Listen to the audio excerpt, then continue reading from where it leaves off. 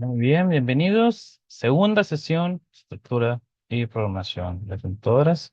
Soy el ingeniero Sebastián Gabriel y vamos a continuar con estos temas interesantes. Lo último que estuvimos viendo en la sesión pasada, bueno, más bien no lo último, pero lo que estuvimos viendo en la sesión pasada fueron los dispositivos periféricos, los componentes que llevan la computadora, ¿no? Y vimos también la historia del mouse. Vamos a continuar con estos temas. Quedamos en que íbamos a ver un video, así que vamos a ver cómo es que funciona una computadora.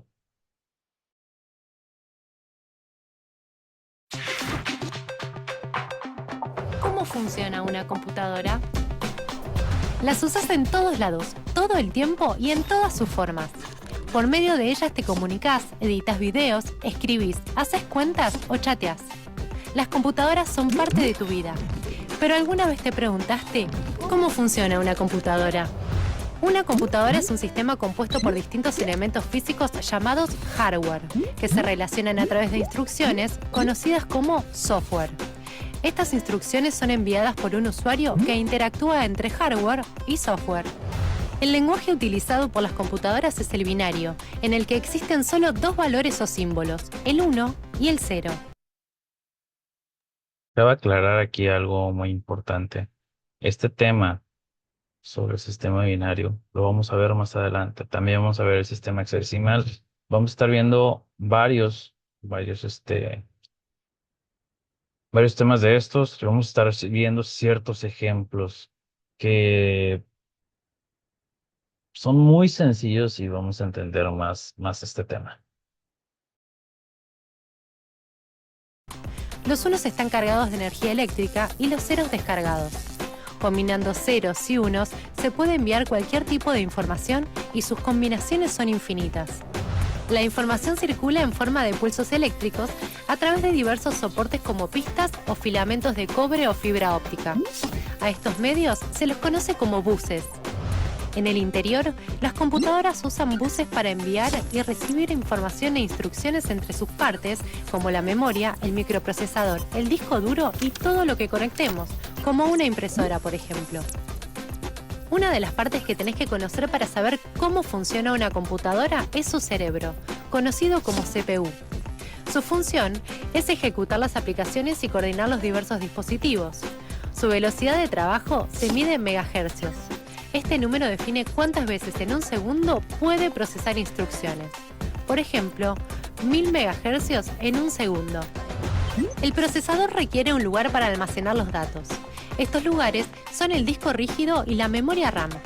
La memoria RAM, o memoria de acceso aleatorio, es una memoria volátil ya que pierde la información cuando deja de recibir energía. Además de la RAM, existe la memoria ROM. Es de solo lectura y permite la lectura de datos sin poder editarlos o modificarlos. La ROM entonces no depende de la energía. Por todo esto, es que la información que la computadora necesita para funcionar se guarda en el disco rígido o disco duro. Esta unidad de almacenamiento tiene menor velocidad de escritura y lectura, pero preserva todos los datos aunque exista un corte de energía. En el disco rígido todo se almacena en forma de bits, que es la unidad mínima de información utilizada en informática. En este disco se ubican dos elementos muy importantes, el sistema operativo y los programas o software. También se alojan aquí los archivos que guardás. Una función muy importante que tienen las computadoras es la de poder comunicarse entre ellas para intercambiar información. Para esto, utilizan una placa de red. Todas estas partes se relacionan dentro de la computadora por medio de una placa madre. La placa madre es el circuito que permite vincular todos los elementos. Además de los dispositivos internos, a la placa madre también llegan los dispositivos externos, como mouse, teclado o impresora, que utilizás para ingresar y obtener información por medio de los buses. Así, las tarjetas de video, por ejemplo, convierten los bits en imágenes y sonidos. Ahora bien, ¿cómo hace un usuario para conectarse con la computadora y para utilizarla? Esto sucede por medio de algo conocido como interfaz de usuario del sistema operativo. Esta interfaz es justamente lo que te permite interactuar con el sistema del equipo, sus aplicaciones, programas, información y recursos. Desde ahora, cada vez que uses tu computadora, ya sabes lo que pasa en su interior y cómo hace todo lo que le ordenás que haga.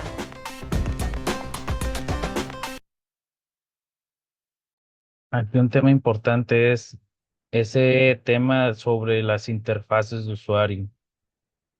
Un tema muy especial dentro de lo que fue Microsoft cuando hubo un cambio de interfaz desde el Windows 7 al Windows 8. En ese lapso,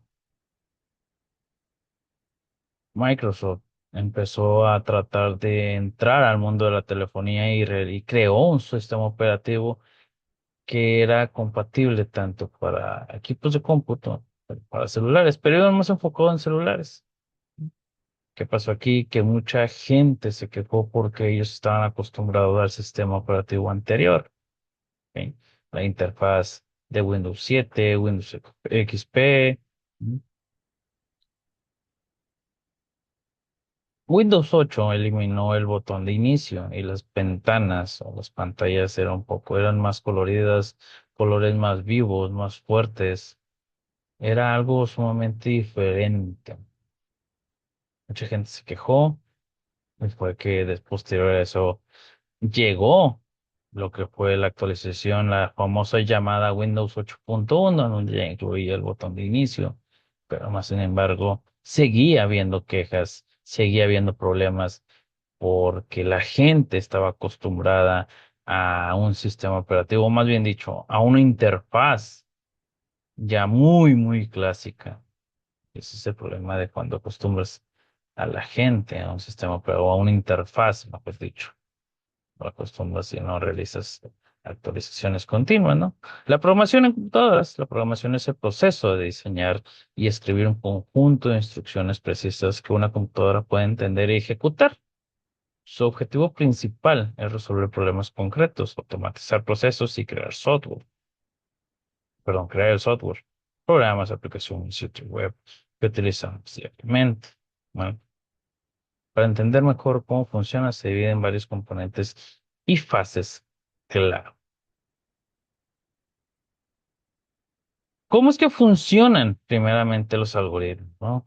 Es el paso previo a escribir un código de programación. Todo eso consiste en diseñar una secuencia lógica y ordenada de pasos para llegar a una solución o a la solución de un problema. Los algoritmos nosotros los realizamos día tras día tras día. ¿Por qué? Porque nosotros cocinamos, nosotros cambiamos focos, nosotros nos despertamos o nos metemos a bañar. Ustedes se preguntarán, pues, ¿en qué se parecen? Es simplemente las instrucciones, los pasos que nosotros realizamos. Vamos a ver lo siguiente.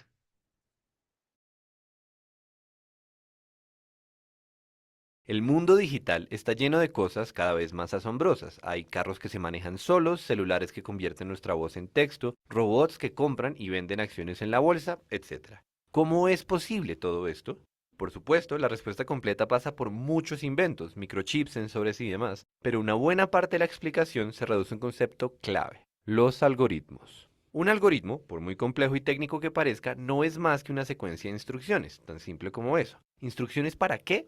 Para lo que sea. Lo único que importa es que haya un estado inicial, un input, y que siguiendo al pie de la letra una secuencia de pasos se produzca siempre un resultado, un output. Por supuesto, todo esto suena muy abstracto y es en la práctica que uno se da cuenta de que ya conoce este concepto. ¿Todavía recuerdan cómo se multiplica con papel y lápiz? ¿El paso a paso? Básicamente, toca comenzar por la derecha, multiplicar número por número, acumular las decenas y sumar para obtener el resultado. Pues bien, eso es un algoritmo. El input es aquello que uno quiere multiplicar, digamos 65 por 34. El output es el resultado de la operación. Y el algoritmo como tal son los pasos que nos enseñaron en el colegio. Pero no nos quedemos en la descripción, hay que ver el algoritmo corriendo. Comenzamos por las unidades. 4 por 5, 20. Anotamos el 0 y ponemos el 2 en la columna de las decenas. Y voilà, 2210. Uno puede no tener ni idea de lo que está haciendo y con tal de que siga los pasos va a llegar al resultado correcto. Ahora piensen que ese aprendizaje aplica a muchas cosas y que buena parte del conocimiento que compartimos tiene la forma de una secuencia de pasos. Por ejemplo, una receta de cocina es un algoritmo. El input son los ingredientes, el output es la cena terminada y de nuevo el algoritmo indica cómo pasar de un estado al otro. Hay Era justamente, perdón, lo que les comentaba. nosotros realizamos actividades diarias, todos los días, y por eso, y de hecho, por eso a mí me gusta dar este tipo de ejemplos.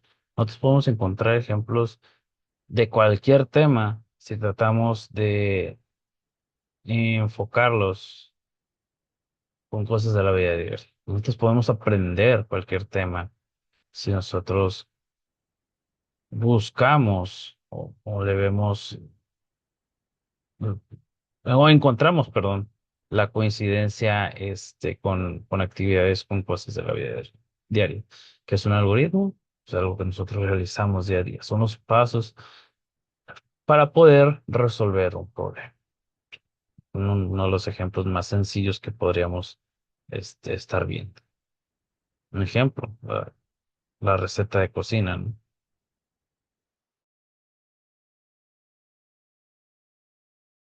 Algoritmos para alistarse en la mañana, para poner un bombillo, para subirse al bus y en general, si uno busca instrucciones en las cosas que hacemos, las encuentra en todas partes. La gracia de los algoritmos es que nos permiten obtener resultados sin entender lo que estamos haciendo, pero también que nos permiten comunicar tareas complejas sin explicar el por qué. Eso siempre lo hemos necesitado, pero es particularmente útil ahora, pues tenemos un interlocutor que no entiende absolutamente nada, pero que es perfectamente capaz de seguir millones de instrucciones por segundo, el computador.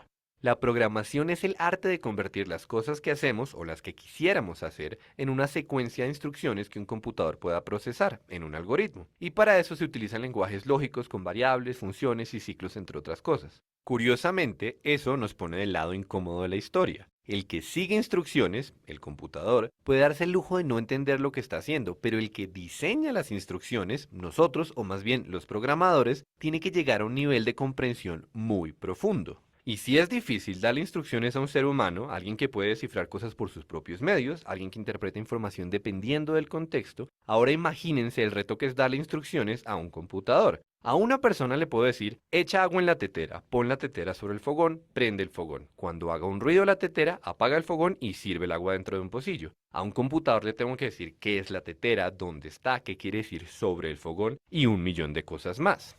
Diseñar un algoritmo es una labor inmensamente creativa y cada respuesta que encontramos para un problema en particular es una solución que podemos replicar infinitas veces. El resultado es que todo el tiempo estamos interactuando con algoritmos y lo interesante es que esos algoritmos no solo hacen la vida más fácil, cosas como mandar emails y pagos en línea, sino que también modifican nuestras decisiones. Un algoritmo te recomienda libros en Amazon, otro te entrega resultados en Google, un tercero te dice por dónde manejar tu carro. ¿Y cómo se logra semejante proeza? Con instrucciones, muchas, pero todas sencillas.